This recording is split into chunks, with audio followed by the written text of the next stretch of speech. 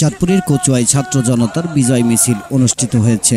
রবিবার সকালে সাচার বাজারে গণ অধিকার পরিষদের সভাপতি কোটা সংস্কার 2018 আন্দোলনের প্রধান ও 2024 সালে ছাত্র আন্দোলনের প্রধান উপদেষ্টা ভিপি নুরুল হক নূরের সমর্থনে বিজয় মিছিল বের হয়।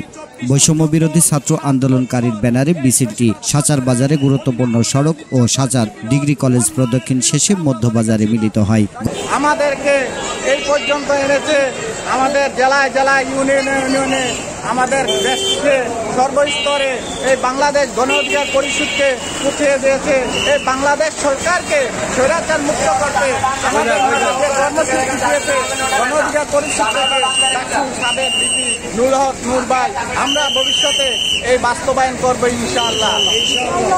গণ অধিকার পরিষদের নেতা সাজেদুল হাসান স্বপনের পরিচালনায় বক্তব্য রাখেন কচুয়া যুব অধিকার সমন্বয়ক প্রধান মোহাম্মদ সালাউদ্দিন, জেলা গণ অধিকার পরিষদের সমন্বয়ক শরীফুল আজম, কচুয়া ছাত্র অধিকার পরিষদের সভাপতি আবু সাইদ চৌধুরী, সাংগঠনিক সম্পাদক নাইম ব্যাপারী, যুগ্ম সম্পাদক শামীম আলম, সমাজসেবা সম্পাদক আরিফুল ইসলাম ও ঢাকা মহানগর ছাত্র অধিকার পরিষদের নেতা মেহেদী হাসান শিমুল সহ প্রমুখ। আপনারা শুনলে আরো খুশি হবেন যে আমরা 2018 থেকে 2024 পর্যন্ত 7 বছর এই ফ্যাসিবাদ সরকারের অধীনে আমাদের নির্যাতন নিপীড়ন অন্যায়ের বিরুদ্ধে আমরা লড়ে গেছি এবং আমরা অনেক নির্যাতিত হয়েছি।